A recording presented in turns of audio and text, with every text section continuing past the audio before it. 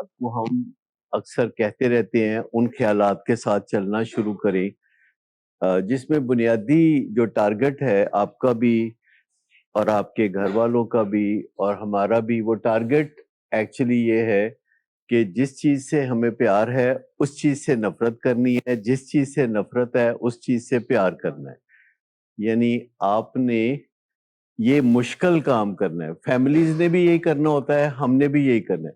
Number 1، ہم نے یہ کام کرنا ہے کہ ہمارا پیشنٹ جس چیز سے پیار کرتا ہے اس چیز سے دے، ایک اور چیز سے پیار کرے جسے سوبرائٹی کہتے ہیں. ہمارا پیشنٹ جو ہائی فیل کرنا ہے، آسمانوں پہ اڑنا ہے، اس سے پیار کرتا ہے. بٹن دباتے ہی، کش لیتے ہی اچھا محسوس کرنا چاہتا ہے، بغیر میرٹ کے ایک جعلی خوشی چاہتا ہے. تو ہم چاہتے ہیں کہ وہ یہ جعلی خوشی کی بجائے اصلی خوشی کی طرف رجوع کرے جسے سوبرائٹی کہتے ہیں. تو جعلی خوشی سے نفرت، اصلی خوشی سے پیار کرے.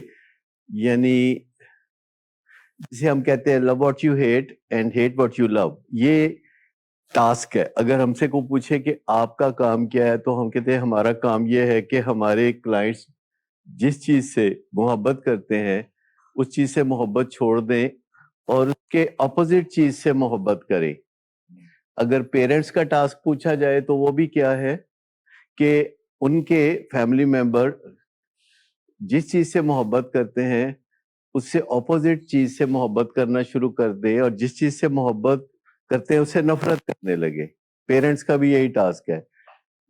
پیشنٹ کا کیا ٹاسک ہے کہ وہ جس چیز سے محبت کرتے ہیں اس چیز سے ان کو نفرت ہو جائے اور جس چیز سے وہ نفرت کرتے ہیں اس چیز سے ان کو محبت ہو جائے.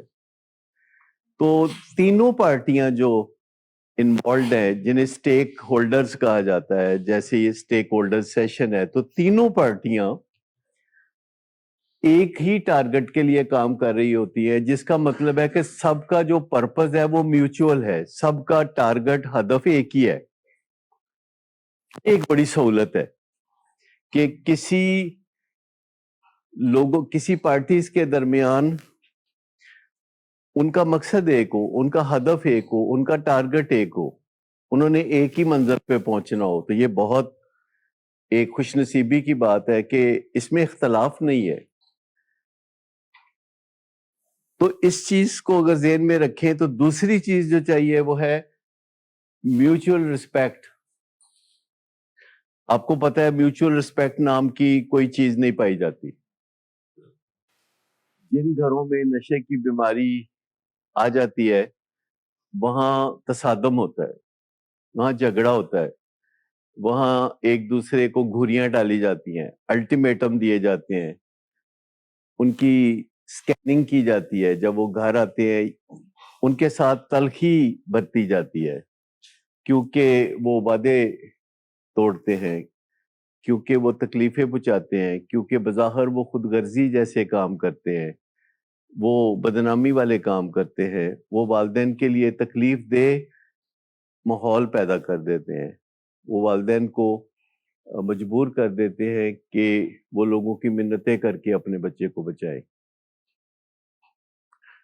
اس وجہ سے والدین کے دل میں غصہ بھرا ہوتا ہے.